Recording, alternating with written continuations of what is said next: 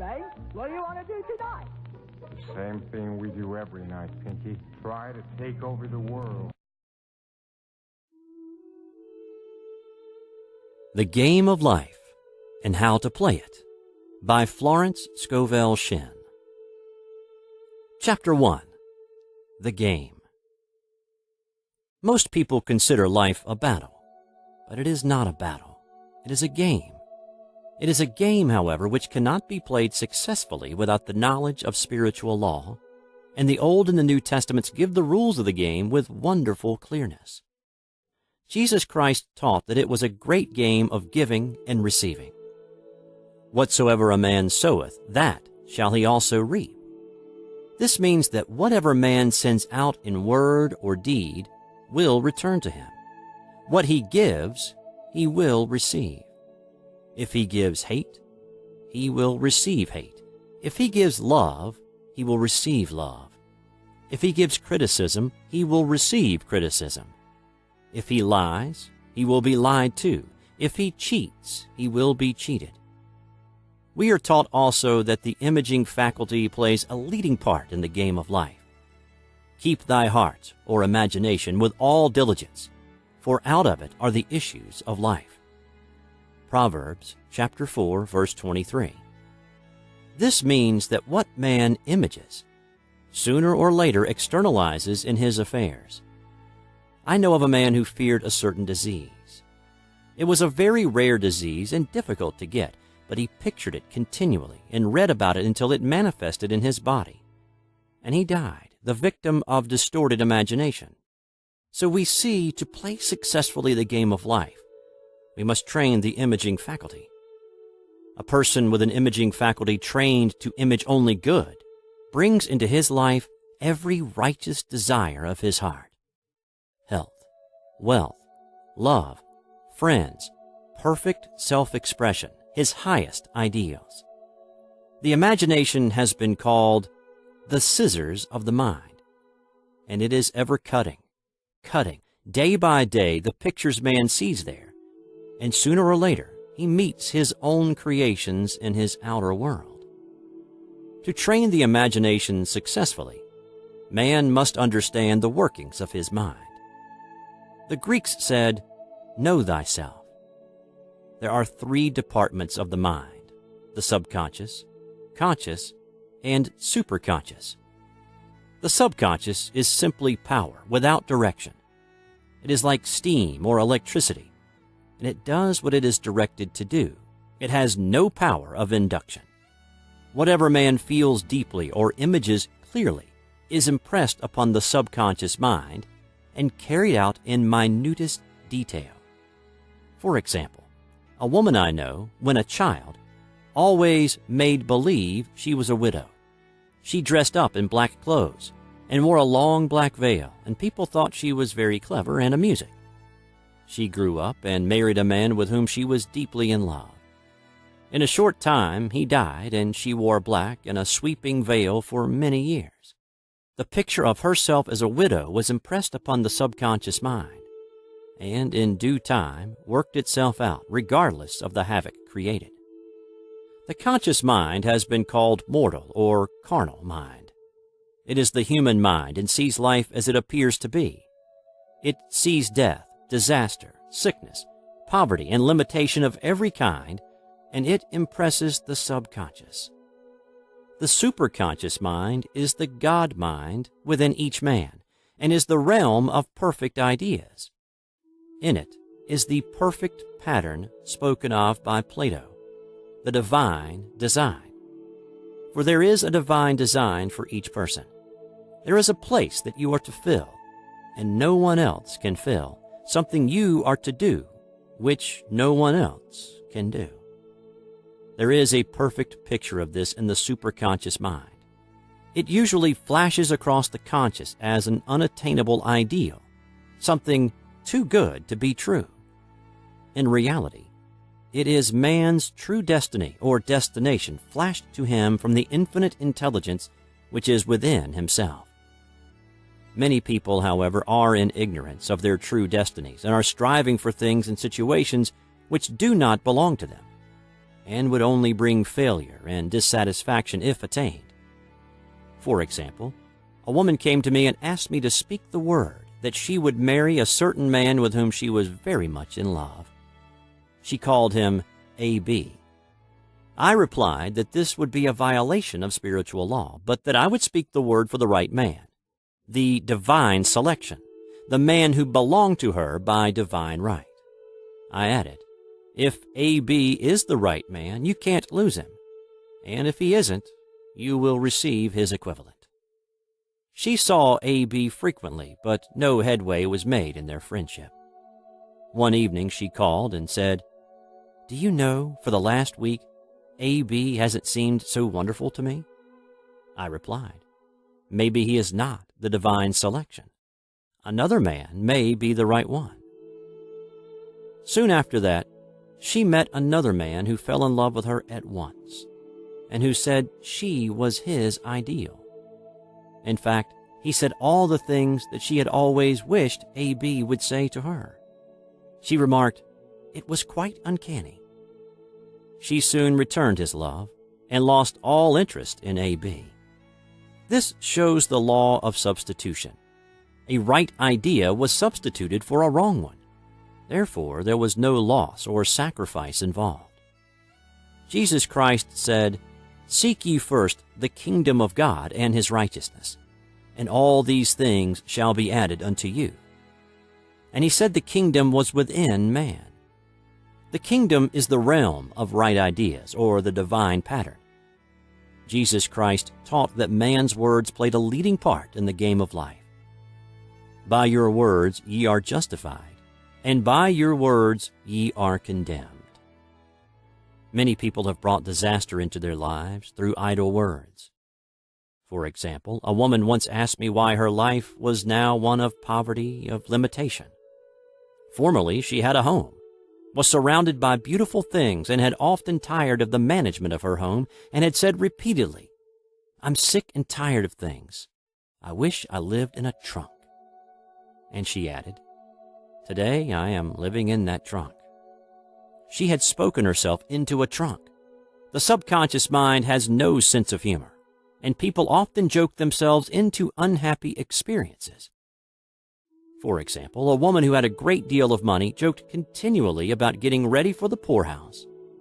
In a few years, she was almost destitute, having impressed the subconscious mind with a picture of lack and limitation. Fortunately, the law works both ways, and a situation of lack may be changed to one of plenty. For example, a woman came to me one hot summer's day for a treatment for prosperity. She was worn out, dejected, and discouraged. She said she possessed just $8 in the world. I said, "Good. We'll bless the $8 and multiply them as Jesus Christ multiplied the loaves and fishes. For he taught that every man had the power to bless and to multiply, to heal and to prosper." She said, "What shall I do next?" I replied, "Follow intuition. Have you a hunch to do anything or to go anywhere?" Intuition means intuition, or to be taught from within. It is man's unerring guide, and I will deal more fully with its laws in a following chapter. The woman replied, "I don't know. I seem to have a hunch to go home. I've just enough money for car fare." Her home was in a distant city and was one of lack and limitation, and the reasoning mind, or intellect, would have said, "Stay in New York and get work and make some money." I replied, "Then go home. Never violate a hunch." I spoke the following words for her: "Infinite Spirit, open the way for great abundance for..." She is an irresistible magnet for all that belongs to her by divine right. I told her to repeat it continually also. She left for home immediately. In calling on a woman one day, she linked up with an old friend of her family. Through this friend, she received thousands of dollars in a most miraculous way. She has said to me often, "Tell people about the woman who came to you with $8 and a hunch." There is always plenty on man's pathway, but it can only be brought into manifestation through desire, faith, or the spoken word. Jesus Christ brought out clearly that man must make the first move. Ask, and it shall be given you. Seek, and ye shall find. Knock, and it shall be opened unto you. Matthew chapter 7, verse 7. In the Scriptures we read, "Concerning the works of my hands, command ye me." Infinite intelligence. God is ever ready to carry out man's smallest or greatest demands. Every desire, uttered or unexpressed, is a demand. We are often startled by having a wish suddenly fulfilled. For example, one Easter, having seen many beautiful rose trees in the florist's windows, I wished I would receive one, and for an instant saw it mentally being carried in the door. Easter came, and with it a beautiful rose tree. I thanked my friend the following day and told her it was just what I had wanted.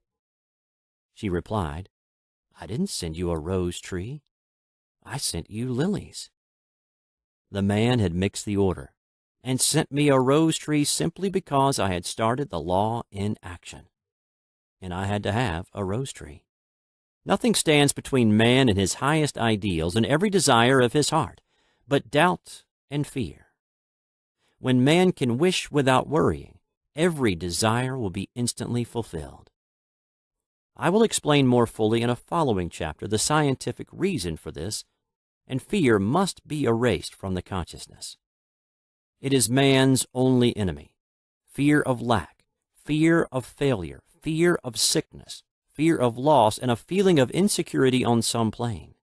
Jesus Christ said, "Why are ye fearful, O ye of little faith?" Matthew chapter 8, verse 26. So we can see we must substitute faith for fear is only inverted faith. It is faith in evil instead of good. The object of the game of life is to see clearly one's good and to obliterate all mental pictures of evil. This must be done by impressing the subconscious mind with a realization of good. A very brilliant man who has attained great success told me he had suddenly erased all fear from his consciousness by reading a sign which hung in a room. He saw printed in large letters this statement: "Why worry? It will probably never happen." These words were stamped indelibly upon his subconscious mind, and he has now a firm conviction that only good can come into his life, therefore only good can manifest. In the following chapter, I will deal with the different methods of impressing the subconscious mind. It is man's faithful servant, but one must be careful to give it the right orders. Man has ever a silent listener at his side, his subconscious mind. Every thought, every word is impressed upon it and carried out in amazing detail. It is like a singer making a record on the sensitive disc of the phonographic plate. Every note and tone of the singer's voice is registered. If he coughs or hesitates, it is registered also. So let us break all the old bad records in the subconscious mind, the records of our lives which we do not wish to keep, and make new and beautiful ones. Speak these words aloud with power and conviction. I now smash and demolish, by my spoken word, every untrue record in my subconscious mind. They shall return to the dust heap of their native nothingness, for they came from my own vain imaginings. I now make my perfect records through the Christ within, the records of health, wealth, love, and perfect self-expression. This is the square of life, the game completed. In the following chapters, I will show how man can change his conditions by changing his words. Any man who does not know the power of the word is behind the times. Death and life are in the power of the tongue. Proverbs chapter 18, verse 21. Chapter 2, the Law of Prosperity. One of the greatest messages given to the race through the Scriptures is that God is man's supply, and that man can release through his spoken word all that belongs to him by divine right? He must, however, have perfect faith in his spoken word. Isaiah said, "My word shall not return unto me void, but shall accomplish that where it is sent." We know now that words and thoughts are a tremendous vibratory force ever molding man's body and affairs. A woman came to me in great distress and said she was to be sued on the 15th of the month for $3,000. She knew no way of getting the money and was in despair. I told her God was her supply, and that there is a supply for every demand. So I spoke the word. I gave thanks that the woman would receive $3,000 at the right time in the right way. I told her she must have perfect faith and act her perfect faith. The 15th came, but no money had materialized. She called me on the phone and asked what she was to do.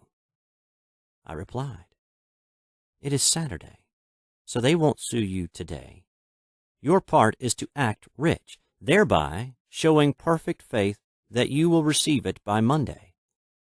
She asked me to lunch with her to keep up her courage. When I joined her at a restaurant, I said, "This is no time to economize. Order an expensive luncheon. Act as if you have already received the $3,000. All things whatsoever ye ask in prayer, believing, ye shall receive." You must act as if you have already received. The next morning she called me on the phone and asked me to stay with her during the day. I said, "No, you are divinely protected and God is never too late." In the evening she phoned again, greatly excited, and said, "My dear, a miracle has happened. I was sitting in my room this morning when the doorbell rang. I said to the maid, 'Don't let anyone in.' The maid, however, looked out the window and said, 'It's your cousin with a long white beard.' So I said, 'Call him back. I would like to see him.' He was just turning the corner when he heard the maid's voice, and he came back. He talked for about an hour, and just as he was leaving, he said, 'Oh, by the way, how were finances?' I told him I needed the money, and he said, 'Why, my dear, I will give you $3,000 the first of the month.' I didn't like to tell him I was going to be sued. 'What shall I do? I won't receive it till the first of the month, and I must have it tomorrow,' I said. 'I'll keep on treating,' I said. 'Spirit is never too late.' I give thanks she has received the money on the invisible plane and that it manifests on time. The next morning her cousin called her up and said, 'Come to my office this morning and I will give you the money.' That afternoon she had $3,000 to her credit in the bank and wrote checks as rapidly as her excitement would permit. If one asks for success and prepares for failure, he will get the situation he is prepared for. For example, a man came to me asking me to speak the word that a certain debt would be wiped out. I found he spent his time planning what he would say to the man when he did not pay his bill, thereby neutralizing my words. He should have seen himself paying the debt. We have a wonderful illustration of this in the Bible relating to the 3 kings who were in the desert, without water for their men and horses. They consulted the prophet Elisha, who gave them this astonishing message. "Thus saith the Lord, Ye shall not see wind, neither shall you see rain, yet make this valley full of ditches." Man must prepare for the thing he has asked for, when there isn't the slightest sign of it in sight. For example, a woman found it necessary to look for an apartment during the year when there was a great shortage of apartments in New York. It was considered almost an impossibility, and her friends were sorry for her and said, "Isn't it too bad? You'll have to store your furniture and live in a hotel." She replied, "You needn't feel sorry for me. I'm a Superman, and I'll get an apartment." She spoke the words. Infinite Spirit opened the way for the right apartment. She knew there was a supply for every demand, and that she was unconditioned, working on the spiritual plane, and that one with God is a majority. She had contemplated buying new blankets when the tempter, the adverse thought or reasoning mind, suggested, "Don't buy the blankets. Perhaps after all you won't get an apartment and you will have no use for them." She promptly replied to herself, I'll dig my ditches by buying the blankets." So she prepared for the apartment, acted as though she already had it. She found one in a miraculous way, and it was given to her although there were over 200 other applicants. The blankets showed active faith. It is needless to say that the ditches dug by the 3 kings in the desert were filled to overflowing. Read 2 Kings. Getting into the spiritual swing of things is no easy matter for the average person. The adverse thoughts of doubt and fear surge from the subconscious. They are the army of the aliens, which must be put to flight. This explains why it is so often darkest before the dawn. A big demonstration is usually preceded by tormenting thoughts. Having made a statement of high spiritual truth, one challenges the old beliefs in the subconscious, and error is exposed to be put out. This is the time when one must make his affirmations of truth repeatedly and rejoice and give thanks that he has already received. "Before ye call, I shall answer." This means that every good and perfect gift is already man's awaiting his recognition. Man can only receive what he sees himself receiving. The children of Israel were told that they could have all the land they could see. This is true of every man. He has only the land within his own mental vision. Every great work, every big accomplishment has been brought into manifestation through holding to the vision. And often just before the big achievement comes apparent failure and discouragement. The children of Israel, when they reached the promised land, were afraid to go in, for they said it was filled with giants who made them feel like grasshoppers. And there we saw the giants, and we were in our own sight as grasshoppers. This is almost every man's experience. However, the one who knows spiritual law is undisturbed by appearance and rejoices while he is yet in captivity. That is, he holds to his vision and gives thanks that the end is accomplished. He has received. Jesus Christ gave a wonderful example of this. He said to his disciples, "Say not ye, there are yet 4 months, and then cometh the harvest. Behold, I say unto you, lift up your eyes and look on the fields, for they are ripe already to harvest." His clear vision pierced the world of matter, and he saw clearly the 4th-dimensional world, things as they really are, perfect and complete in divine mind. So man must ever hold the vision of his journey's end and demand the manifestation of that which he has already received. It may be his perfect health, love, supply, self-expression, home, or friends. They are all finished and perfect ideas registered in divine mind, man's own superconscious mind, and must come through him, not to him. For example, a man came to me asking for treatments for success. It was imperative that he raise $50,000 for his business. The time limit was almost up when he came to me in despair. No one wanted to invest in his enterprise, and the bank had flatly refused a loan. I replied, "I suppose you lost your temper while at the bank, therefore your power. You can control any situation if you first control yourself. Go back to the bank," I added, "and I will treat." My treatment was, "You are identified in love with the spirit of everyone connected with the bank. Let the divine idea come out of this situation." He replied, "Woman, you are talking about an impossibility. Tomorrow is Saturday. The bank closes at 12, and my train won't get me there until 10, and the time limit is up tomorrow, and anyway, they won't do it. It's too late." I replied, "God doesn't need any time and is never too late.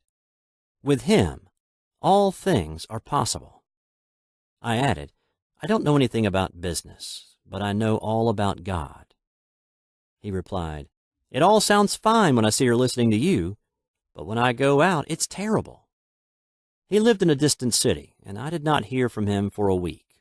Then came a letter. It read, "You were right. I raised the money and will never again doubt the truth of all that you told me."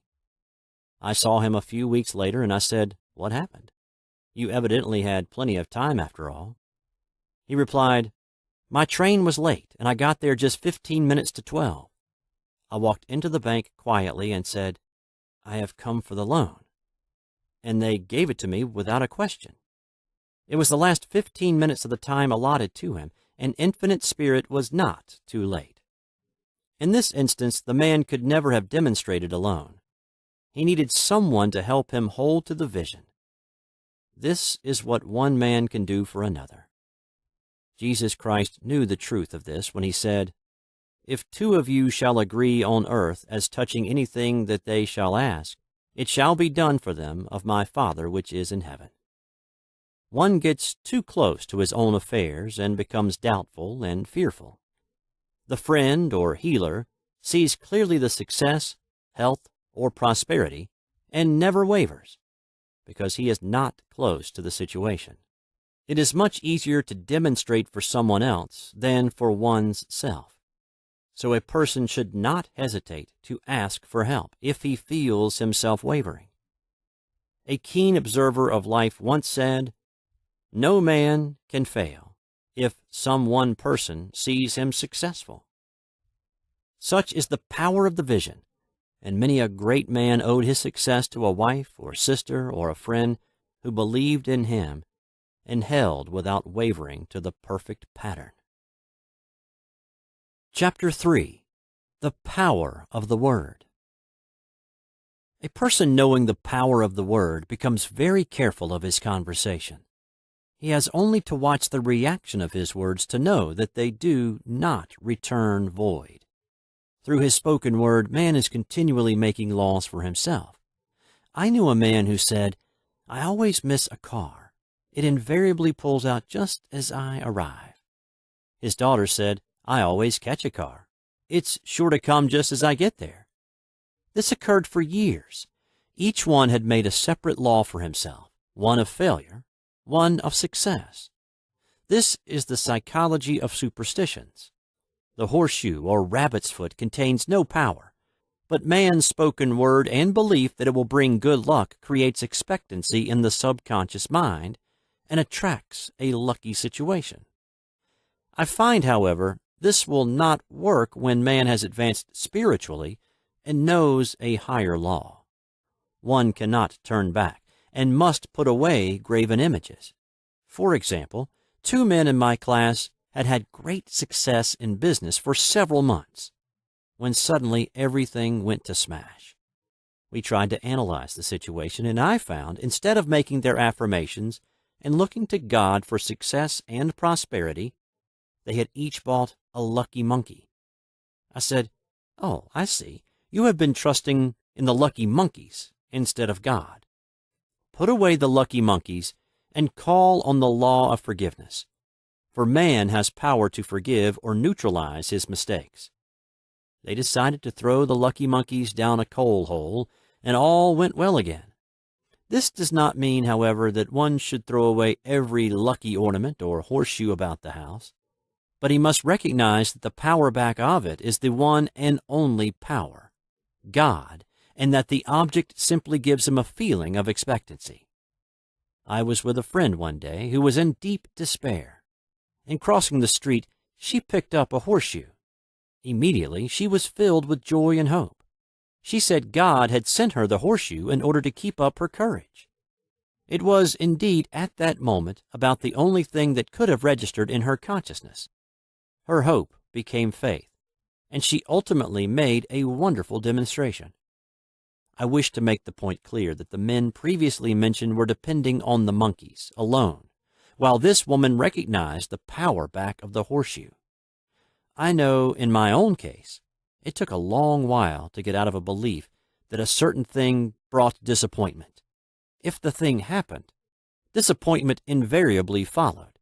I found the only way I could make a change in the subconscious was by asserting there are not 2 powers. There is only one power, God, therefore there are not disappointments, and this thing means a happy surprise. I noticed a change at once, and happy surprises commenced coming my way. I have a friend who said nothing could induce her to walk under a ladder. I said, "If you are afraid, you are giving in to a belief in 2 powers. good and evil, instead of one. As God is absolute, there can be no opposing power, unless man makes the false of evil for himself. To show you believe in only one power, God, and that there is no power or reality in evil, walk under the next ladder you see. Soon after, she went to her bank. She wished to open her box in the safety deposit vault, and there stood a ladder on her pathway. It was impossible to reach the box without passing under the ladder. She quailed with fear and turned back. She could not face the lion on her pathway. However, when she reached the street, my words rang in her ears, and she decided to return and walk under it. It was a big moment in her life, for ladders had held her in bondage for years. She retraced her steps to the vault, and the ladder was no longer there. This so often happens. If one is willing to do a thing he is afraid to do, he does not have to. It is the law of non-resistance, which is so little understood. Someone has said that courage contains genius and magic. Face a situation fearlessly, and there is no situation to face. It falls away of its own weight.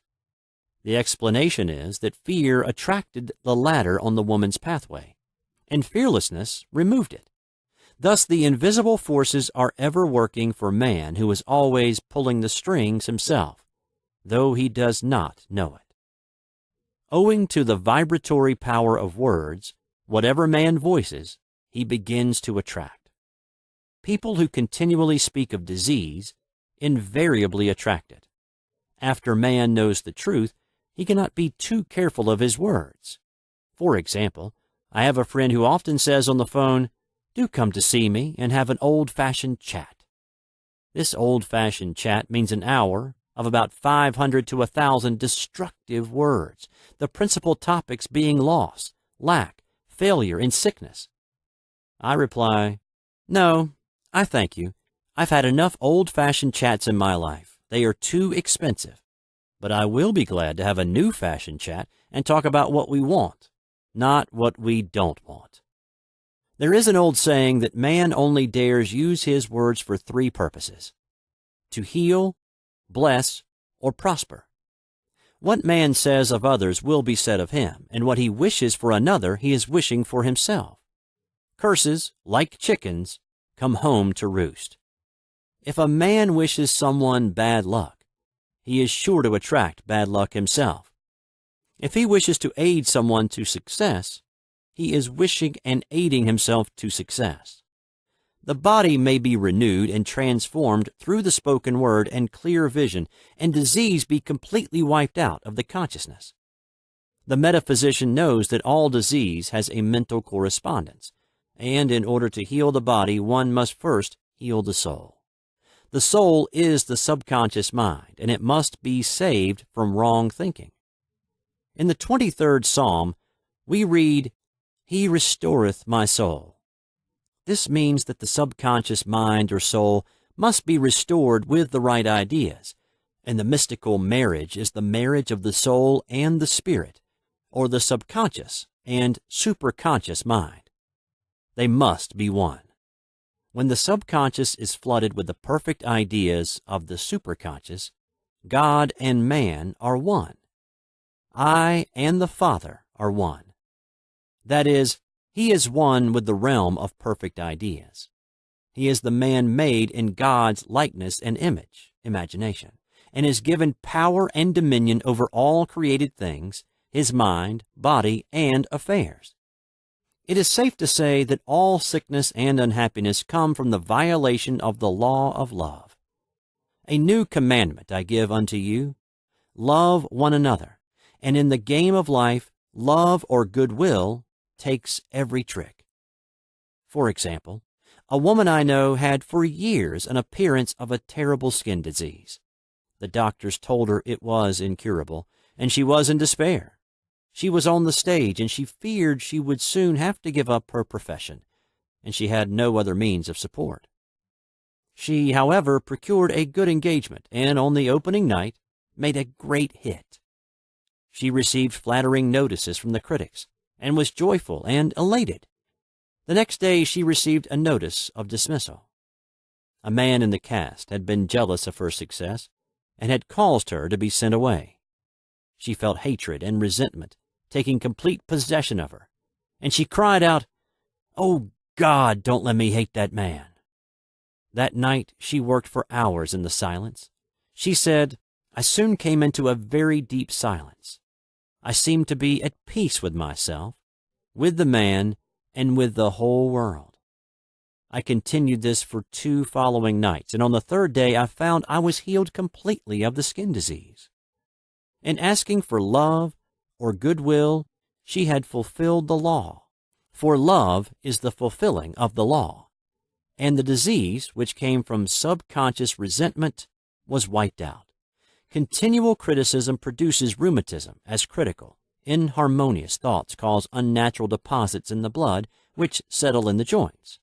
False growths are caused by jealousy, hatred, unforgiveness, fear, etc. Every disease is caused by a mind not at ease. I said once in my class, there is no use asking anyone, "What's the matter with you?" We might just as well say, "Who's the matter with you?" Unforgiveness is the most prolific cause of disease. It will harden arteries or liver and affect the eyesight. In its train are endless ills. I called on a woman one day who said she was ill from having eaten a poisoned oyster. I replied, "Oh, no, the oyster was harmless. You poisoned the oyster. What's the matter with you?" She answered, "Oh, about 19 people." She had quarreled with 19 people and had become so inharmonious that she attracted the wrong oyster. Any inharmony on the external indicates there is mental inharmony. As the within, so the without. Man's only enemies are within himself, and a man's foes shall be they of his own household. Personality is one of the last enemies to be overcome, as this planet is taking its initiation in love. It was Christ's message, peace on earth, goodwill towards man. The enlightened man, therefore, endeavors to perfect himself upon his neighbors. His work is with himself, to send out goodwill and blessings to every man, and the marvelous thing is that if one blesses a man, he has no power to harm him. For example, a man came to me asking to treat for success in business. He was selling machinery, and a rival appeared on the scene with what he proclaimed was a better machine, and my friend feared defeat. I said, "First of all, we must wipe out all fear and know that God protects your interest, and that the divine idea must come out of the situation. That is, the right machine will be sold by the right man to the right man." And I added, "Don't hold one critical thought towards that man. Bless him all day and be willing not to sell your machine if it isn't the divine idea." So we went to the meeting, fearless and non-resistant, and blessing the other man. He said the outcome was very remarkable. The other man's machine refused to work, and he sold his without the slightest difficulty. But I say unto you, love your enemies, bless them that curse you, do good to them that hate you, and pray for them which spitefully use you and persecute you. Goodwill produces a great aura of protection about the one who sends it, and no weapon that is formed against him shall prosper. In other words, love and goodwill destroy the enemies with one's self. Therefore, one has no enemies on the external. There is peace on earth for him who sends goodwill to man. Chapter 4. The Law of Non-Resistance. Nothing on earth can resist an absolutely non-resistant person. The Chinese say that water is the most powerful element because it is perfectly non-resistant. It can wear away a rock and sweep all before it. Jesus Christ said, "Resist not evil." For he knew in reality there is no evil, therefore nothing to resist. Evil has come of man's vain imagination, or belief in two powers, good and evil. There is an old legend that Adam and Eve ate of Maya, the tree of illusion, and saw two powers instead of one power, God. Therefore, evil is a false law man has made for himself through psychoma or soul sleep. Soul sleep means that man's soul has been hypnotized by the race belief of sin, sickness, and death, etc., which is carnal or mortal thought, and his affairs have outpictured his illusions. We have read in a preceding chapter that man's soul is his subconscious mind, and whatever he feels deeply, good or bad, is outpictured by that faithful servant. His body and affairs show forth what he has been picturing. The sick man has pictured sickness, the poor man poverty, the rich man wealth. People often say, "Why does a little child attract illness when it is too young even to know what it means?" I answer that children are sensitive and receptive to the thoughts of others about them, and often outpicture the fears of their parents. I heard a metaphysician once say, "If you do not run your subconscious mind yourself, someone else will run it for you." Mothers often unconsciously attract illness and disaster to their children by continually holding them in thoughts of fear and watching for symptoms. For example, a friend asked a woman if her little girl had had the measles. She replied promptly, "Not yet." This implied that she was expecting the illness and therefore preparing the way for what she did not want for herself and child. However, the man who is centered and established in right thinking, the man who sends out only goodwill to his fellow man and who is without fear, cannot be touched or influenced by the negative thoughts of others. In fact, he could then receive only good thoughts, as he himself sends forth only thoughts. Resistance is hell, for it places man in a state of torment. A metaphysician once gave me a wonderful recipe for taking every trick in the game of life. It is the acme of non-resistance. He gave it in this way. At one time in my life, I baptized children, and of course, they had many names. Now, I no longer baptize children, but I baptize events. But I give every event the same name. If I have a failure, I baptize it success, in the name of the Father, and of the Son, and of the Holy Ghost. In this, we see the great law of transmutation, founded on non-resistance. Through his spoken word, every failure was transmuted into success. For example, a woman who required money, and who knew the spiritual law of opulence, was thrown continually in a business way with a man who made her feel very poor. He talked lack and limitation, and she commenced to catch his poverty thoughts. So she disliked him and blamed him for her failure. She knew in order to demonstrate her supply, she must first feel that she had received. A feeling of opulence must precede its manifestation.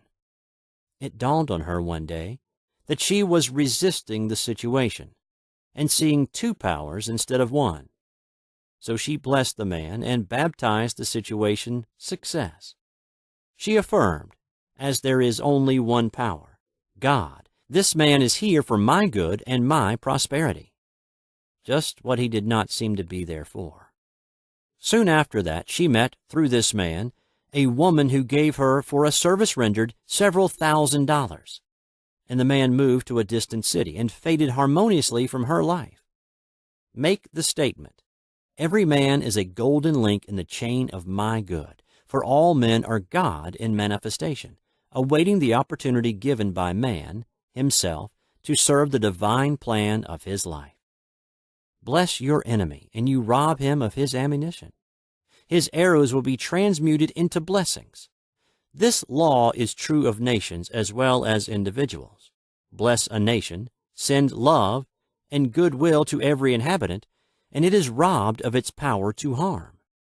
Man can only get the right idea of non-resistance through spiritual understanding. My students have often said, "I don't want to be a doormat." I reply, when you use non-resistance with wisdom, no one will ever be able to walk over you. Another example, one day I was impatiently awaiting an important telephone call. I resisted every call that came in and made no outgoing calls myself, reasoning that it might interfere with the one I was awaiting. Instead of saying, divine ideas never conflict, the call will come at the right time, leaving it to infinite intelligence to arrange, I commenced to manage things myself. I made the battle mine, not God's, and remained tense and anxious. The bell did not ring for about an hour, and I glanced at the phone and found the receiver had been off that length of time, and the phone was disconnected. My anxiety, fear, and belief in interference had brought on a total eclipse of the telephone. Realizing what I had done, I commenced blessing the situation at once.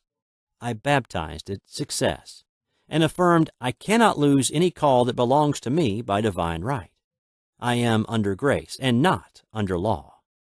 A friend rushed out to the nearest telephone to notify the company to reconnect. She entered a crowded grocery, but the proprietor left his customers and attended to the call himself. My phone was connected at once, and 2 minutes later, I received a very important call, and about an hour afterward, the one I had been awaiting. One's ships come in over a calm sea. So long as man resists a situation, he will have it with him. If he runs away from it, it will run after him. For example, I repeated this to a woman one day, and she replied, "How true that is. I was unhappy at home. I disliked my mother, who was critical and domineering. So I ran away and was married. But I married my mother, for my husband was exactly like my mother, and I had the same situation to face again." Agree with thine adversary quickly. This means agree that the adverse situation is good, be undisturbed by it, and it falls away of its own weight. None of these things move me is a wonderful affirmation. The inharmonious situation comes from some inharmony within man himself. When there is in him no emotional response to an inharmonious situation, it fades away forever from his pathway. So we see man's work is ever with himself. People have said to me, "Give treatments to change my husband or my brother." I reply, "No, I will give treatments to change you. When you change, your husband and your brother will change." One of my students was in the habit of lying. I told her it was a failure method, and if she lied, she would be lied to. She replied, "I don't care. I can't possibly get along without lying." One day she was speaking on the phone to a man with whom she was very much in love. She turned to me and said, "I don't trust him. I know he's lying to me." I replied, "Well, you lie yourself, so someone has to lie to you, and you will be sure it will be just the person you want the truth from." Some time after that, I saw her, and she said, "I'm cured of lying." I questioned, "What cured you?" And she replied, "I have been living with a woman who lied worse than I did." One is often cured of his faults by seeing them in others. Life is a mirror, and we find only ourselves reflected in our associates. Living in the past is a failure method and a violation of spiritual law. Jesus Christ said, "Behold, now is the accepted time. Now is the day of salvation." Lot's wife looked back and was turned into a pillar of salt. The robbers of time are the past and the future. Man should bless the past and forget it if it keeps him in bondage, and bless the future, knowing it has in store for him endless joys, but live fully in the now. For example, a woman came to me complaining that she had no money with which to buy Christmas gifts. She said, "Last year was so different.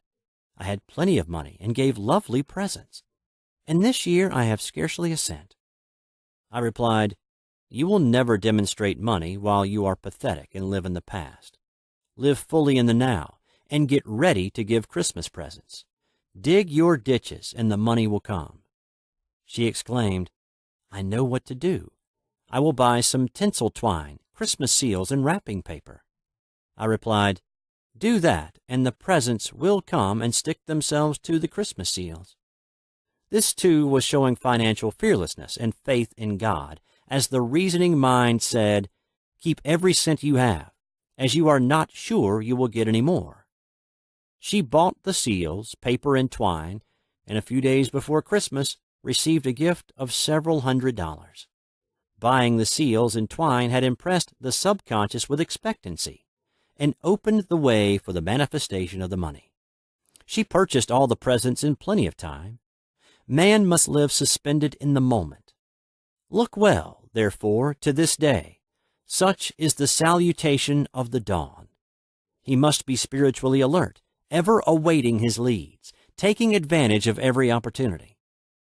One day I said continually, silently, Infinite Spirit, don't let me miss a trick. And something very important was told to me that evening. It is most necessary to begin the day with right words. Make an affirmation immediately upon waking. For example, Thy will be done this day. Today is a day of completion. I give thanks for this perfect day. Miracle shall follow miracle, and wonders shall never cease. Make this a habit, and one will see wonders and miracles come into his life. One morning I picked up a book and read, Look with wonder at that which is before you. It seemed to be my message for the day. So I repeated again and again, Look with wonder at that which is before you. At about noon, a large sum of money was given me, which I had been desiring for a certain purpose. In a following chapter, I will give affirmations that I have found most effective. However, one should never use an affirmation unless it is absolutely satisfying and convincing to his own consciousness, and often an affirmation is changed to suit different people. For example, the following has brought success to many. I have a wonderful work in a wonderful way. I give wonderful service for wonderful pay. I gave the first two lines to one of my students, and she added the last two. It made a most powerful statement, as there should always be perfect payment for perfect service, and a rhyme sinks easily into the subconscious. She went about singing it aloud and soon did receive wonderful work in a wonderful way and gave wonderful service for wonderful pay. Another student, a businessman, took it and changed the word work to business. He repeated, I have a wonderful business in a wonderful way, and I give wonderful service for wonderful pay. That afternoon he made a $40,000 deal, though there had been no activity in his affairs for months. Every affirmation must be carefully worded and completely cover the ground. For example, I knew a woman who was in great need and made a demand for work. She received a great deal of work, but was never paid anything. She now knows to add, wonderful service for wonderful pay. It is man's divine right to have plenty, more than enough. His barns should be full, and his cup should flow over. This is God's idea for man, and when man breaks down the barriers of lack in his own consciousness, the golden age will be his, and every righteous desire of his heart fulfilled. Chapter 5. The Law of Karma and the Law of Forgiveness. Man receives only that which he gives. The game of life is a game of boomerangs. Man's thoughts, deeds, and words return to him sooner or later, with astounding accuracy. This is the law of karma, which is Sanskrit for come back. Whatsoever a man soweth, that shall he also reap. For example, a friend told me this story of herself illustrating the law. She said, I make all my karma on my aunt. Whatever I say to her, someone says to me. I am often irritable at home, and one day said to my aunt, who was talking to me during dinner, No more talk. I wish to eat in peace. The following day I was lunching with a woman with whom I wished to make a great impression. I was talking animatedly when she said, No more talk. I wish to eat in peace. My friend is high in consciousness, so her karma returns much more quickly than to one on the mental plane. The more man knows, the more he is responsible for, and a person with a knowledge of spiritual law which he does not practice suffers greatly in consequence. The fear of the Lord, law, is the beginning of wisdom. If we read the word Lord, law, it will make many passages in the Bible much clearer. Vengeance is mine. I will repay, saith the Lord. Law. It is the law which takes vengeance, not God. God sees man perfect, created in his own image, imagination, and given power and dominion. This is the perfect idea of man, registered in divine mind, awaiting man's recognition, for man can only be what he sees himself to be, and only attain what he sees himself attaining. Nothing ever happens without an onlooker, is an ancient saying. Man sees first his failure or success, his joy or sorrow, before it swings into visibility from the scenes set in his own imagination. We have observed this in the mother picturing disease for her child, or a woman seeing success for her husband. Jesus Christ said, "And ye shall know the truth, and the truth shall make you free." So we see freedom from all unhappy conditions comes through knowledge, a knowledge of spiritual law. Obedience precedes authority, and the law obeys man when he obeys the law. The law of electricity must be obeyed before it becomes man's servant. When handled ignorantly, it becomes man's deadly foe. So with the laws of mind. For example, a woman with a strong personal will wished she owned a house which belonged to an acquaintance, and she often made mental pictures of herself living in the house. In the course of time, the man died and she moved into the house. Several years afterwards, coming into the knowledge of spiritual law, she said to me, "Do you think I had anything to do with that man's death?" I replied, "Yes, your desire was so strong everything made way for it, but you paid your karmic debt. Your husband, whom you loved devotedly, died soon after, and the house was a white elephant on your hands for years."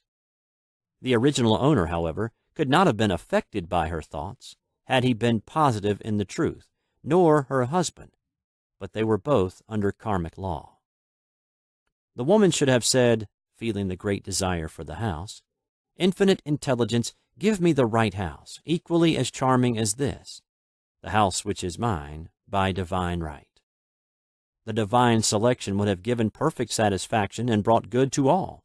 The divine pattern is the only safe pattern to work by.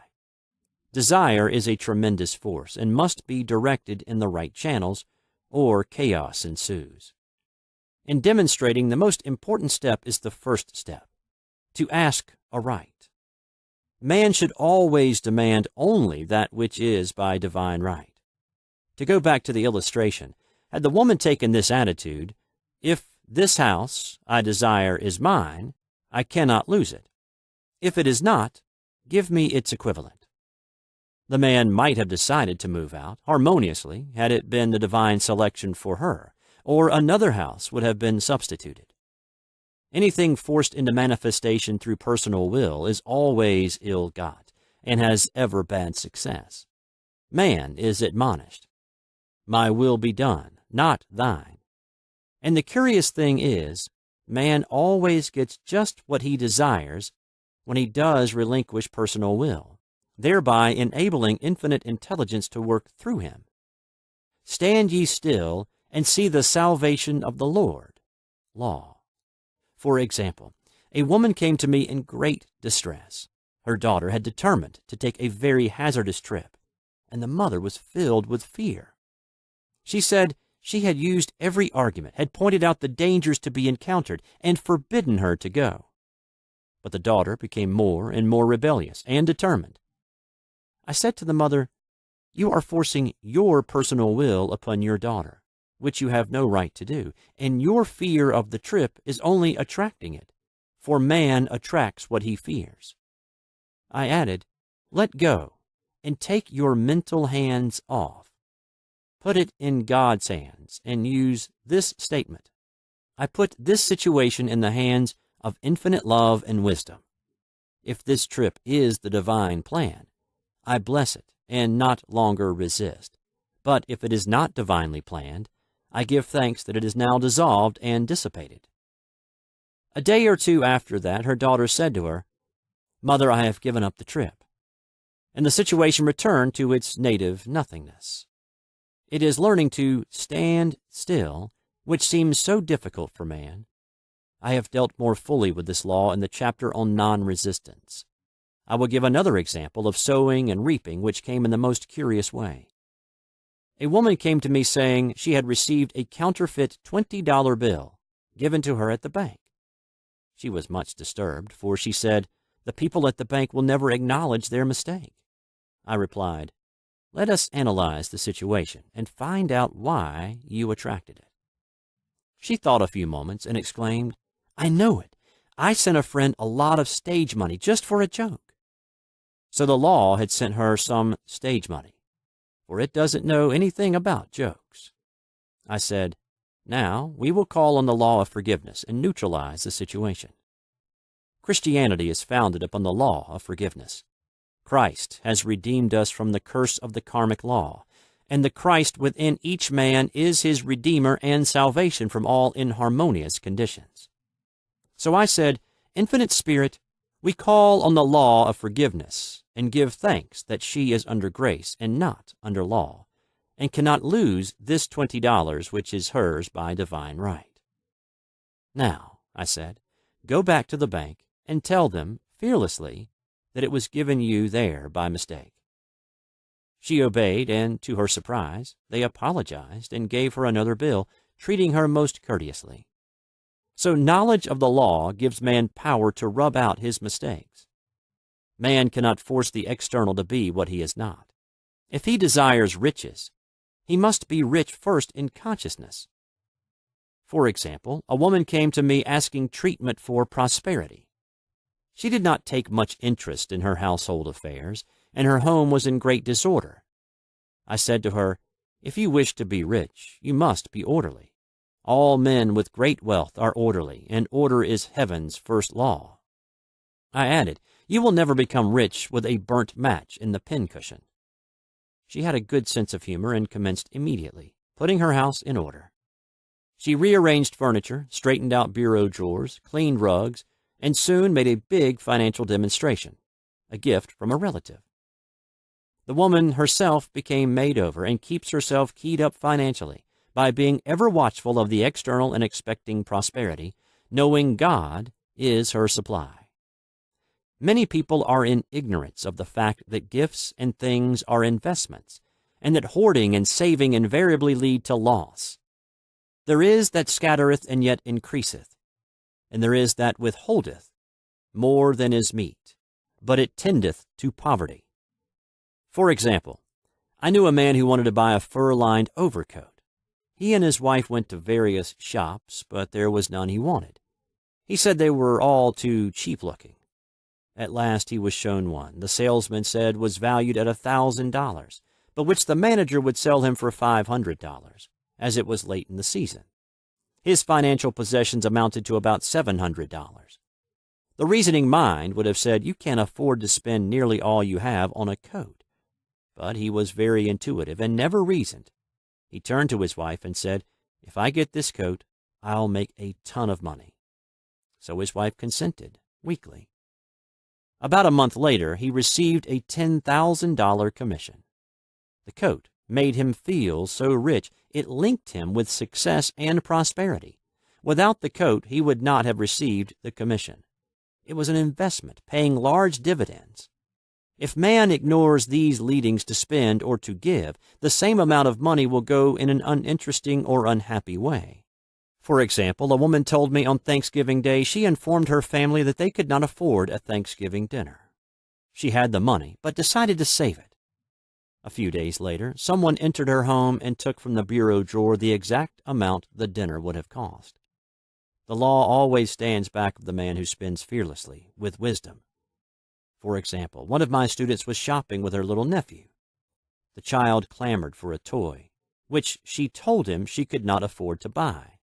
She realized suddenly that she was seeking lack and not recognizing God as her supply. So she bought the toy, and on her way home picked up in the street the exact amount of money she had paid for it. Man's supply is inexhaustible and unfailing when fully trusted, but faith or trust must precede the demonstration. According to your faith, be it unto you. Faith is the substance of things hoped for, the evidence of things not seen, for faith holds the vision steady, and the adverse pictures are dissolved and dissipated, and in due season we shall reap, if we faint not.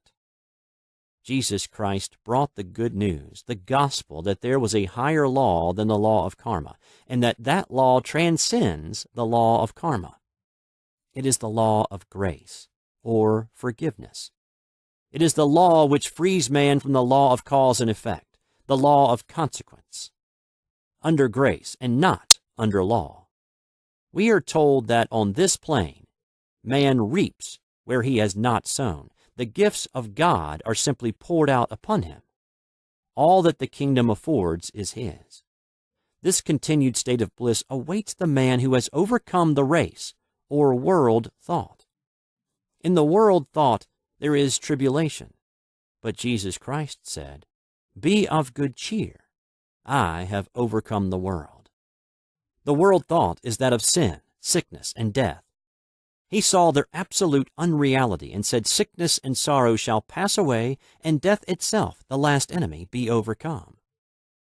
We know now, from a scientific standpoint, that death could be overcome by stamping the subconscious mind with the conviction of eternal youth and eternal life.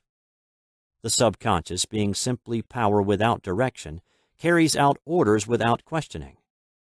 Working under the direction of the superconscious, the Christ or God within man, the resurrection of the body would be accomplished. Man would no longer throw off his body in death. It would be transformed into the body electric, sung by Walt Whitman, for Christianity is founded upon the forgiveness of sins and an empty tomb. Chapter 6. Casting the Burden, Impressing the Subconscious. When man knows his own powers and the workings of his mind, his great desire is to find an easy and quick way to impress the subconscious with good, for simply an intellectual knowledge of the truth will not bring results. In my own case, I've found the easiest way is in casting the burden. A metaphysician once explained it in this manner. He said, "The only thing which gives anything weight in nature is the law of gravitation. And if a boulder could be taken high above the planet, there would be no weight in that boulder." And that is what Jesus Christ meant when he said, "My yoke is easy and my burden is light." He had overcome the world vibration and functioned in the fourth-dimensional realm, where there is only perfection, completion, life, and joy. He said, "Come to me, all ye that are labor and are heavy laden, and I will give you rest. Take my yoke upon you, for my yoke is easy and my burden is light." We are also told in the 55th Psalm to cast thy burden upon the Lord. Many passages in the Bible state that the battle is God's, not man's, and that man is always to stand still and see the salvation of the Lord. This indicates that the superconscious mind, or Christ within, is the department which fights man's battles and relieves him of burdens. We see, therefore, that man violates law if he carries a burden, and a burden is an adverse thought or condition, and this thought or condition has its root in the subconscious. It seems almost impossible to make any headway directing the subconscious from the conscious or reasoning mind. As the reasoning mind, the intellect is limited in its conceptions and filled with doubts and fears. How scientific it then is to cast the burden upon the superconscious mind, or Christ within, where it is made light, or dissolved into its native nothingness. For example, a woman in urgent need of money, made light upon the Christ within, the superconscious, with the statement, "I cast this burden of lack on the Christ within, and I go free to have plenty." The belief in lack was her burden, as she cast it upon the superconscious with its belief of plenty. An avalanche of supply was the result. We read, "The Christ in you, the hope of glory." Another example, one of my students had been given a new piano, and there was no room in her studio for it until she had moved out the old one. She was in a state of perplexity. She wanted to keep the old piano, but knew of no place to send it. She became desperate, as the new piano was to be sent immediately, in fact, was on its way with no place to put it. She said it came to her to repeat, "I cast this burden on the Christ within, and I go free." A few moments later, her phone rang, and a woman friend asked if she might rent her old piano, and it was moved out, a few minutes before the new one arrived. I knew a woman whose burden was resentment. She said, "I cast this burden of resentment on the Christ within, and I go free to be loving, harmonious, and happy." The almighty superconscious flooded the subconscious with love, and her whole life was changed. For years, resentment has held her in a state of torment and imprisoned her soul, the subconscious mind. The statement should be made over and over and over, sometimes for hours at a time, silently or audibly, with quietness but determination. I have often compared it to winding up a Victrola. We must wind ourselves up with spoken words. I have noticed in casting the burden, after a little while one seems to see clearly. It is impossible to have clear vision while in the throes of carnal mind. Doubts and fear poison the mind and body, and imagination runs riot, attracting disaster and disease. In steadily repeating the affirmation, "I cast this burden on the Christ within and go free," the vision clears, and with it a feeling of relief, and sooner or later comes the manifestation of good, be it health, happiness, or supply. One of my students once asked me to explain the darkness before the dawn. I referred in a preceding chapter to the fact that often before the big demonstration everything seems to go wrong, and deep depression clouds the consciousness.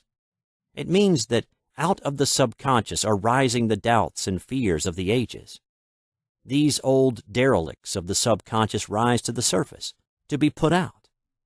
It is then that man should clap his cymbals, like Jehoshaphat, and give thanks that he is saved, even though he seems surrounded by the enemy, the situation of lack or disease. The student continued, "How long must one remain in the dark?" And I replied, "Until one can see in the dark." And casting the burden enables one to see in the dark. In order to impress the subconscious, active faith is always essential. Faith without works is dead. In these chapters, I have endeavored to bring out this point. Jesus Christ showed active faith when he commanded the multitude to sit down on the ground before he gave thanks for the loaves and fishes. I will give another example showing how necessary this step is. In fact, active faith is the bridge over which man passes to his promised land. Through misunderstanding, a woman had been separated from her husband, whom she loved deeply. He refused all offers of reconciliation and would not communicate with her in any way. Coming into the knowledge of spiritual law, she denied the appearance of separation. She made this statement: "There is no separation in divine mind. Therefore, I cannot be separated from the love and companionship which are mine by divine right." She showed active faith by arranging a place for him at the table every day, thereby impressing the subconscious with a picture of his return. Over a year passed, but she never wavered, and one day he walked in. The subconscious is often impressed through music. Music has a fourth-dimensional quality and releases the soul from imprisonment. It makes wonderful things seem possible and easy of accomplishment. I have a friend who uses her Victrola daily for this purpose. It puts her in perfect harmony and releases the imagination. Another woman often dances while making her affirmations. The rhythm and harmony of music and motion carry her words forth with tremendous power. The student must remember also not to despise the day of small things. Invariably, before a demonstration come signs of land. Before Columbus reached America, he saw birds and twigs which showed him land was near. So it is with a demonstration. But often the student mistakes it for the demonstration itself and is disappointed. For example, a woman had spoken the word for a set of dishes. Not long afterwards, a friend gave her a dish which was old and cracked. She came to me and said, "Well, I asked for a set of dishes, and all I got was a cracked plate." I replied, "The plate was only signs of land. It shows your dishes are coming. Look upon it as birds and seaweed." And not long afterwards, the dishes came. Continually making believe impresses the subconscious. If one makes believe he is rich, and makes believe he is successful, in due time he will reap. Children are always making believe, and except ye be converted and become as little children, ye shall not enter the kingdom of heaven. For example, I know of a woman who was very poor, but no one could make her feel poor. She earned a small amount of money from rich friends who constantly reminded her of her poverty and to be careful in saving. Regardless of their admonitions, she would spend all her earnings on a hat, or make someone a gift, or be in a rapturous state of mind. Her thoughts were always centered on beautiful clothes and rings and things, but without envying others.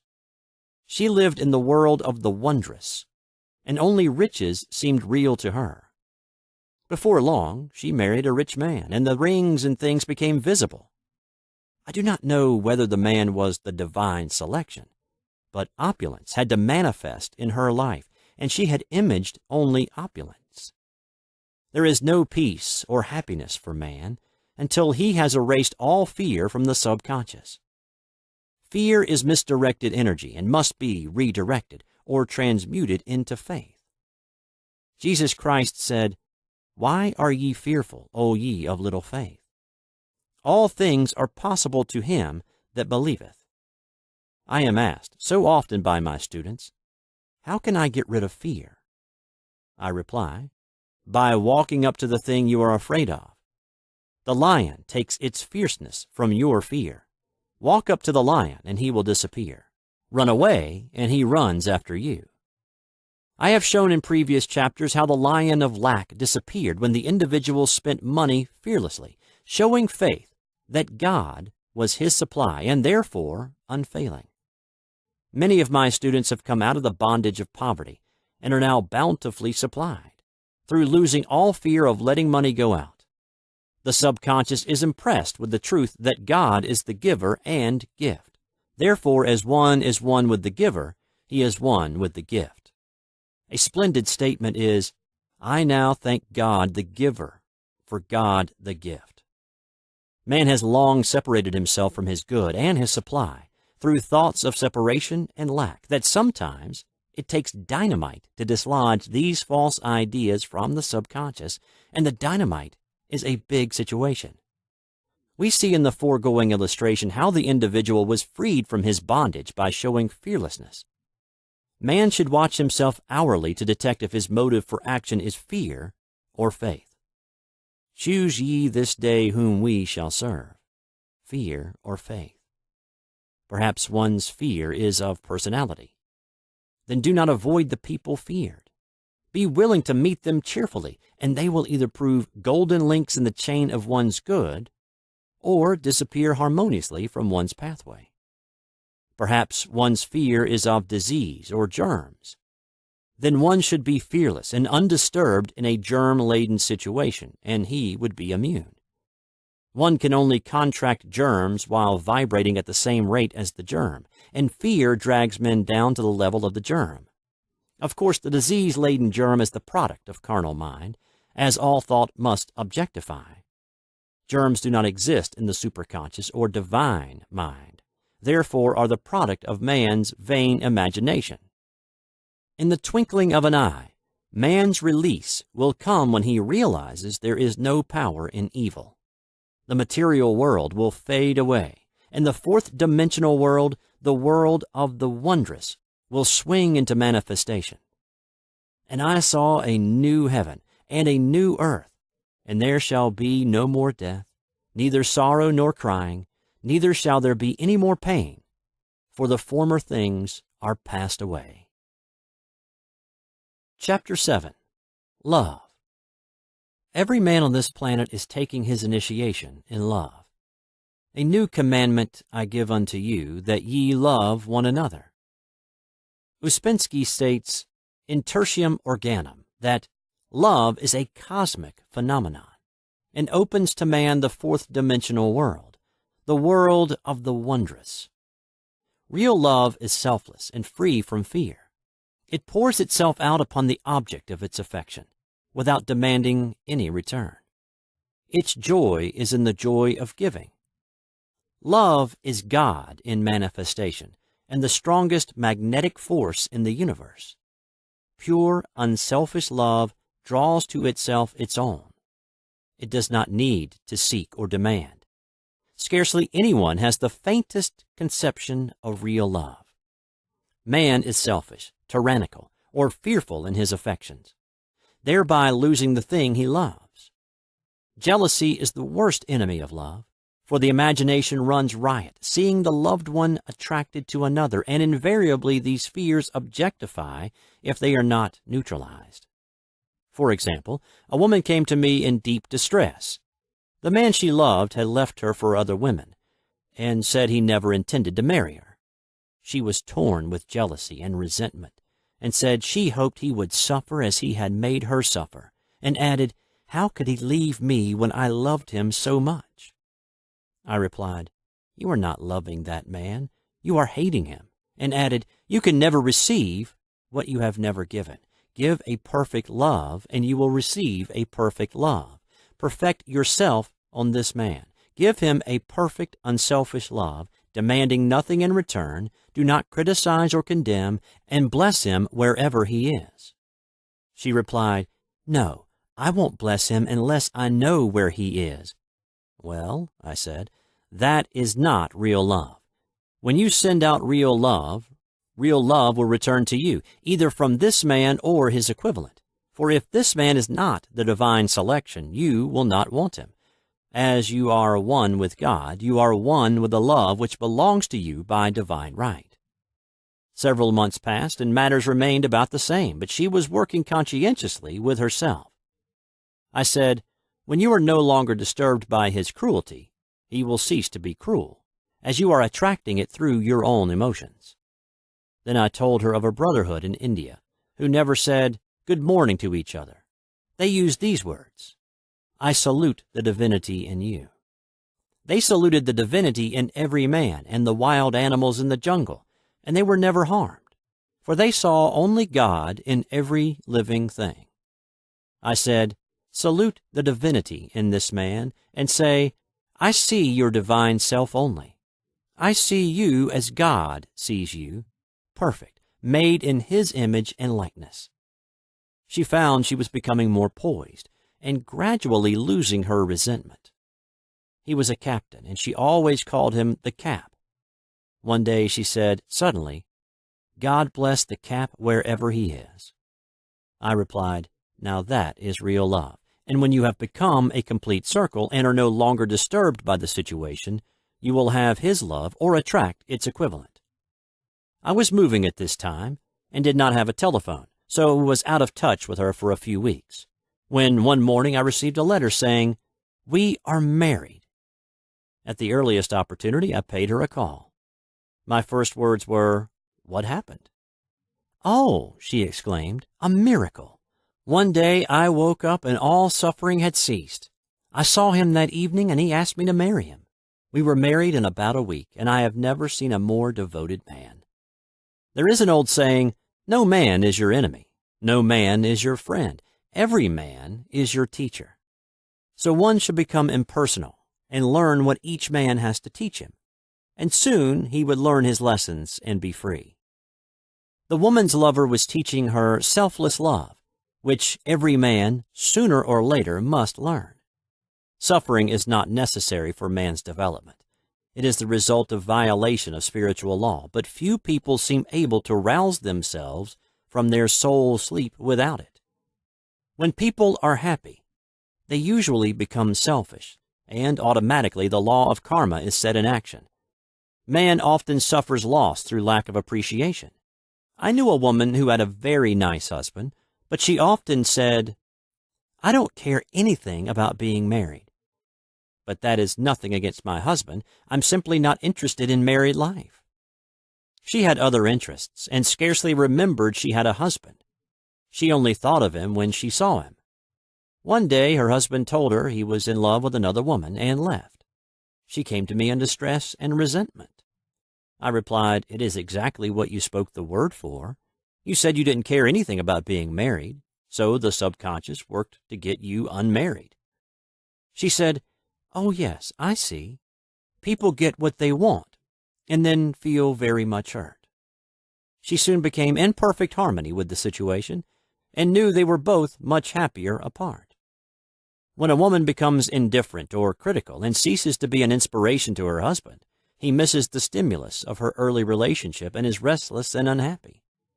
A man came to me dejected, miserable, and poor.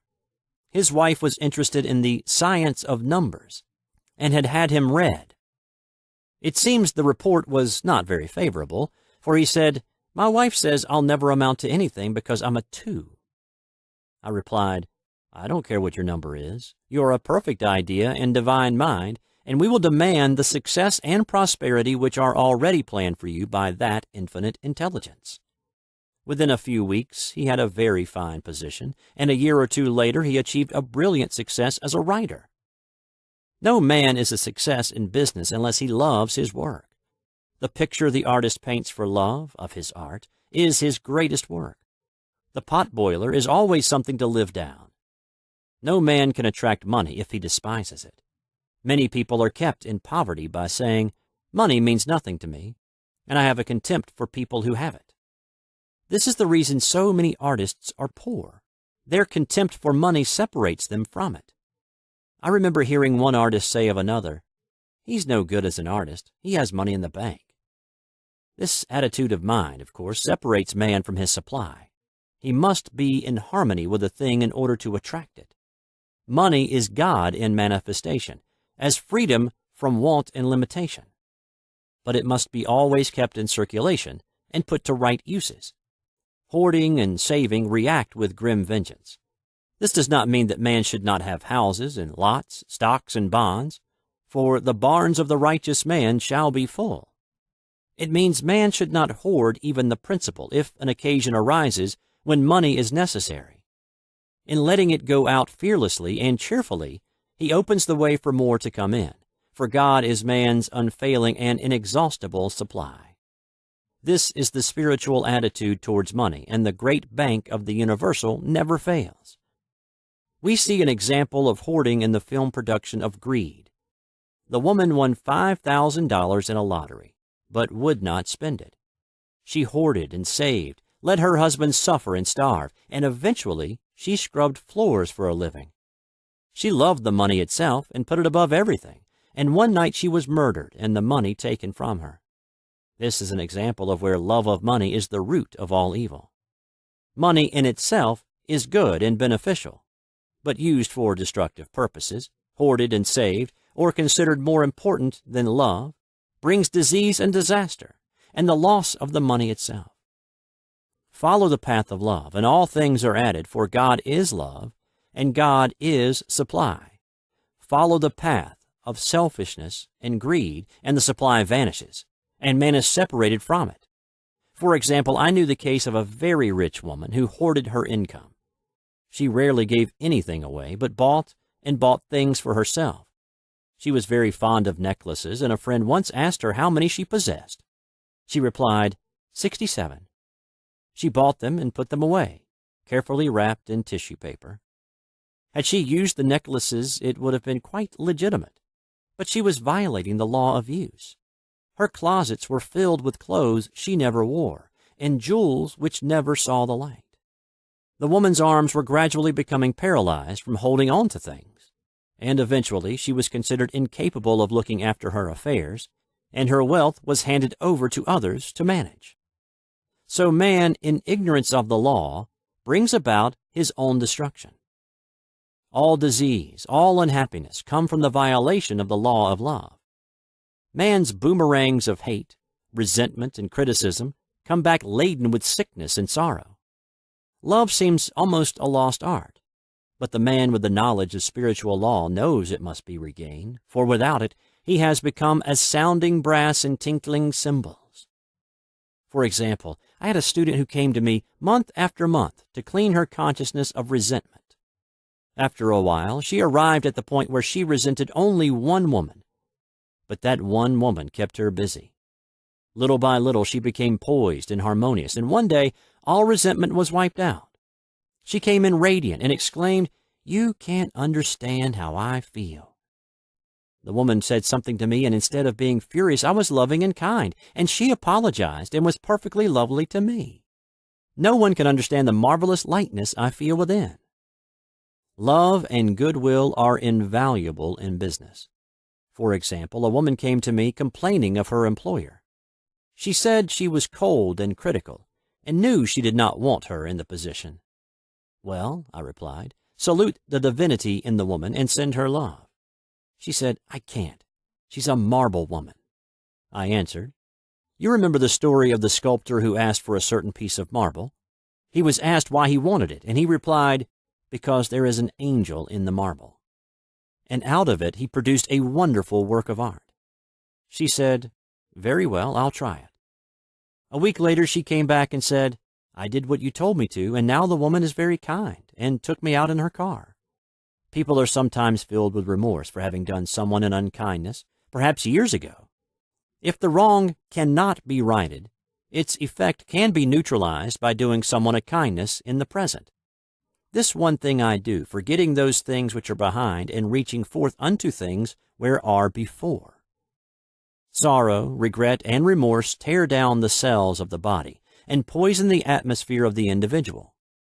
A woman said to me in deep sorrow, treat me to be happy and joyous, for my sorrow makes me so irritable with members of my family that I keep making more karma. I was asked to treat a woman who was mourning for her daughter. I denied all belief in loss and separation and affirmed that God was the woman's joy, love, and peace.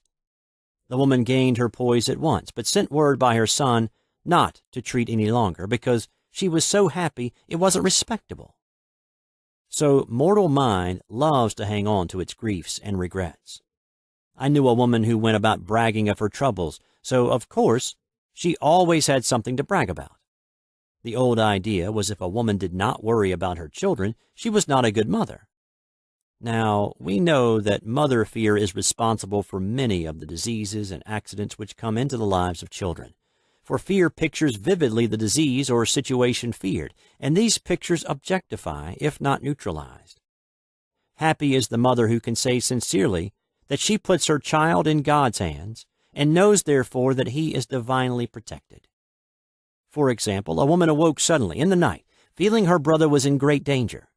Instead of giving in to fears, she commenced making statements of truth, saying, man is a perfect idea in divine mind, and is always in his right place.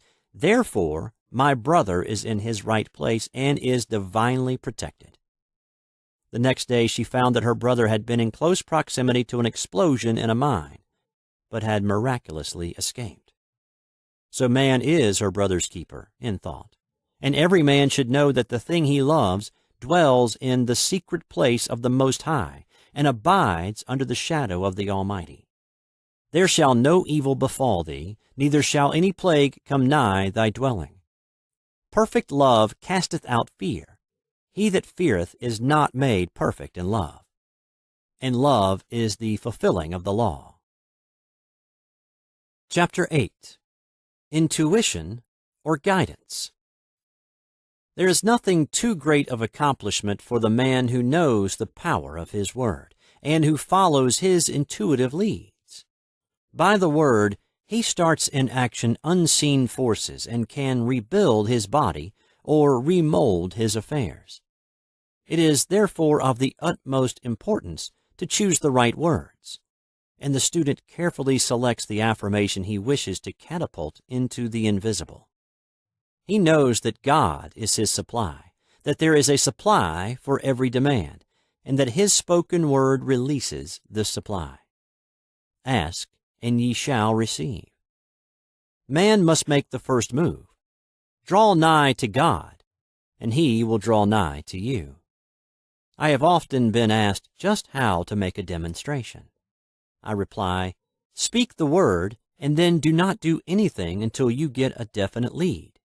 Demand the lead, saying, Infinite Spirit, reveal to me the way. Let me know if there is anything for me to do. The answer will come through intuition or hunch, a chance remark from someone, or a passage in a book. The answers are sometimes quite startling in their exactness. For example, a woman desired a large sum of money. She spoke the words, Infinite Spirit, open the way for my immediate supply. let all that is mine by divine right now reach me in great avalanches of abundance."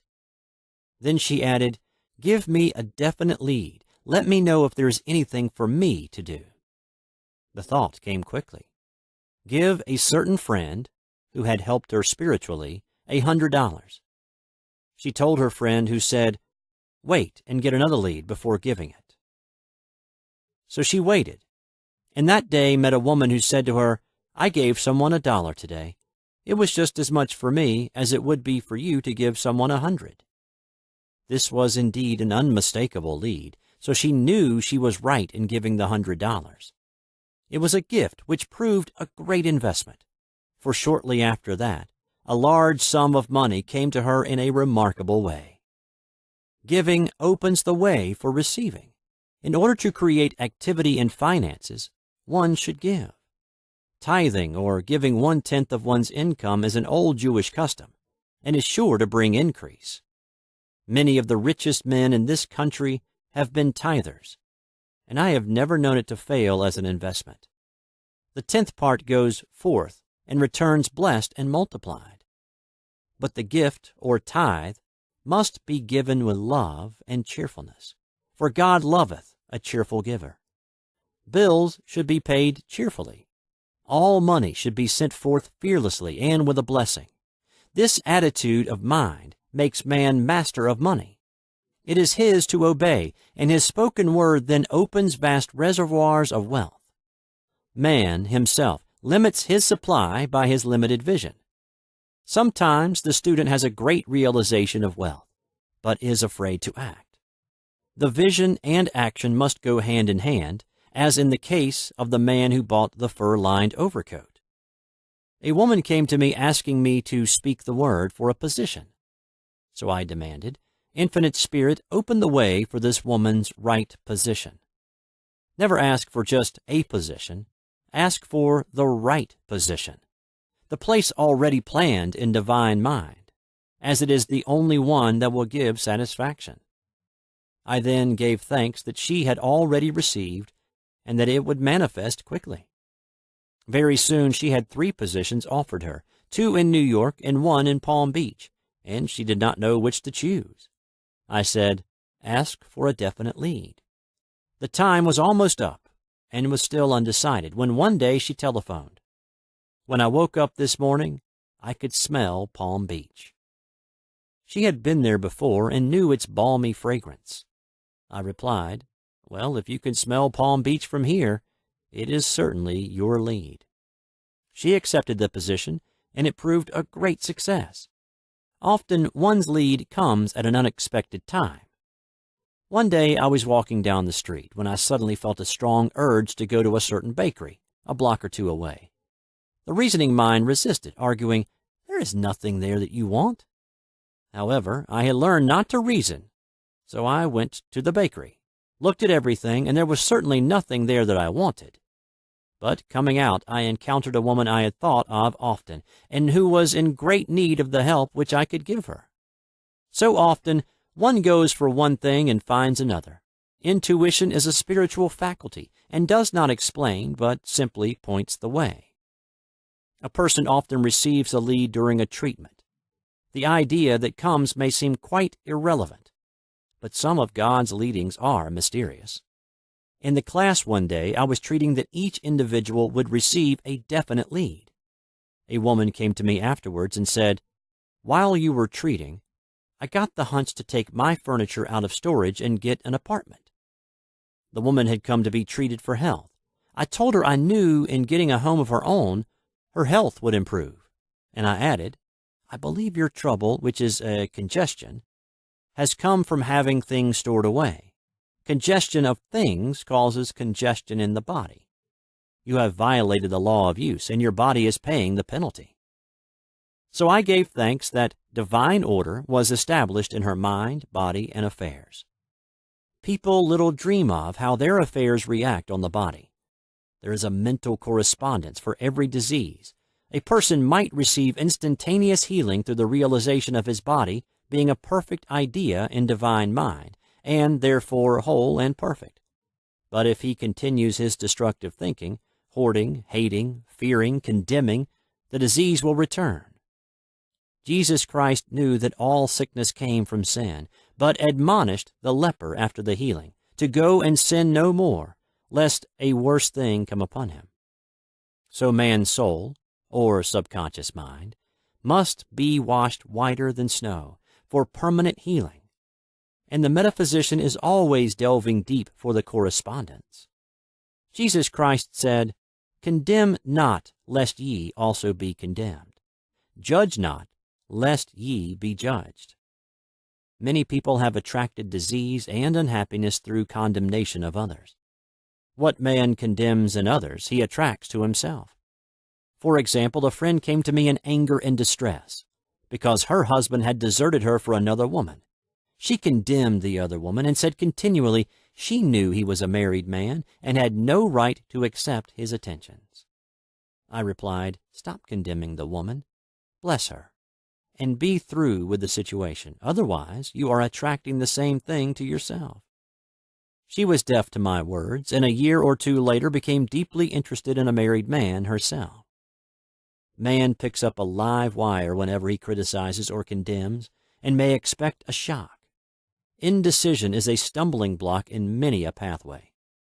In order to overcome it, make the statement repeatedly. I am always under direct inspiration. I make right decisions quickly.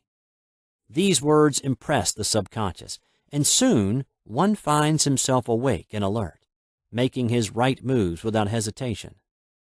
I have found it destructive to look to the psychic plane for guidance, as it is the plane of many minds and not the one mind. As man opens his mind to subjectivity, he becomes a target for destructive forces. The psychic plane is the result of man's mortal thought, and is on the plane of opposites. He may receive either good or bad messages. The science of numbers and the reading of horoscopes keep man down on the mental or mortal plane, for they deal only with the karmic path. I know of a man who should have been dead years ago, according to his horoscope, but he is alive and a leader of one of the biggest movements in this country for the uplift of humanity. It takes a very strong mind to neutralize a prophecy of evil. The student should declare, "Every false prophecy shall come to naught. Every plan my Father in heaven has not planned shall be dissolved and dissipated. The divine idea now comes to pass." However, if any good message has ever been given one of coming happiness or wealth, harbor and expect it, and it will manifest sooner or later through the law of expectancy. Man's will should be used to back the universal will. I will that the will of God be done. It is God's will to give every man every righteous desire of his heart, and man's will should be used to hold the perfect vision without wavering.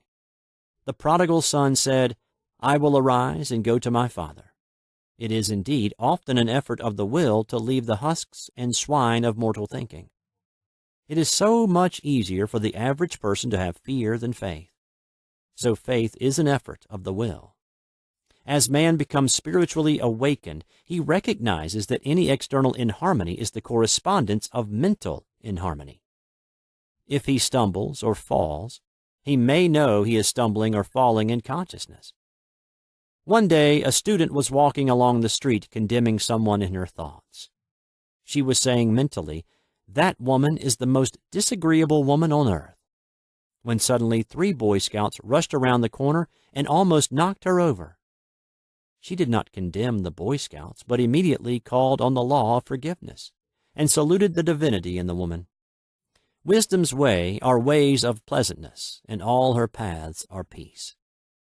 When one has made his demands upon the universal, he must be ready for surprises. Everything may seem to be going wrong, when in reality it is going right. For example, a woman was told that there was no loss in divine mind, therefore she could not lose anything which belonged to her. Anything lost would be returned, or she would receive its equivalent. Several years previously, she had lost $2,000. She had loaned the money to a relative during her lifetime, but the relative had died, leaving no mention of it in her will. The woman was resentful and angry, and as she had no written statement of the transaction, she never received the money. So she determined to deny the loss and collect the $2,000 from the Bank of the Universal. She had to begin by forgiving the woman, as resentment and unforgiveness closed the doors of this wonderful bank. She made this statement: "I deny loss. There is no loss in divine mind. Therefore, I cannot lose the $2,000 which belong to me by divine right. As one door shuts, another door opens."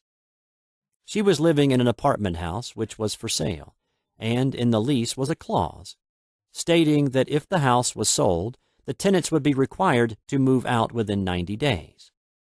Suddenly, the landlord broke the leases and raised the rent. Again, injustice was on her pathway, but this time she was undisturbed. She blessed the landlord and said, "As the rent has been raised, it means that I'll be that much richer, for God is my supply." New leases were made out for the advanced rent, but by some divine mistake, the 90 days clause had been forgotten. Soon after, the landlord had an opportunity to sell the house. On account of the mistake in the new leases, the tenants held possession for another year. The agent offered each tenant $200 if he would vacate. Several families moved. 3 remained, including the woman. A month or 2 passed, and the agent again appeared. This time he said to the woman, "Will you break your lease for the sum of $1,500? It flashed upon her, "Here comes the $2,000. She remembered having said to friends in the house, "We will all act together if anything more is said about leaving." So her lead was to consult her friends. These friends said, "Well, if they have offered you $1,500, they will certainly give $2,000. So she received a check for $2,000 for giving up the apartment. It was certainly a remarkable working of the law, and the apparent injustice was merely opening the way for her demonstration.